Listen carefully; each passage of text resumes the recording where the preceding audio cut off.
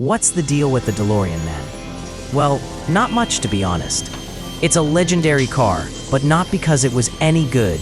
Just because, in 1985, someone whacked a flux capacitor in it and sent it back in time. But if we strip away the sci-fi, the real story's not exactly a fairy tale. So, there was this bloke, John DeLorean, big name at GM, who thought he could build the perfect sports car. Started his own company, got Giorgetto Giugiaro to design it, gave it stainless steel panels and gull-wing doors.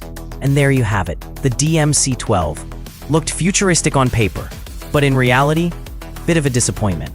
Under the bonnet, a 2.85-liter V6 from Peugeot Renault Volvo, pushing out a measly 130 brake horsepower. And since the thing weighed over a ton, 0 to 60 took about 10 seconds.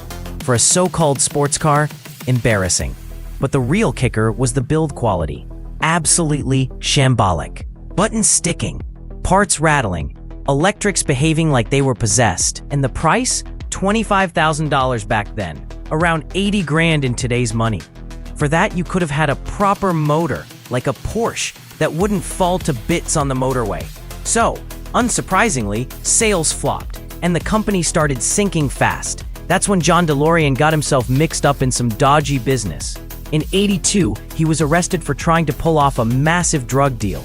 He was later found not guilty, but by that point, the company was already 6 feet under. And that should have been the end of it. But then, Back to the Future came out in 1985, and suddenly, the DeLorean was the car to own. Fans started buying them up, kitting them out like time machines, and now every surviving DMC-12 is a bit of movie history.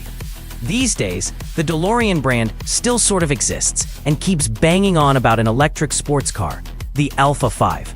But so far, it's all talk and no trousers. The DeLorean? Not the best sports car, but definitely one of the most iconic.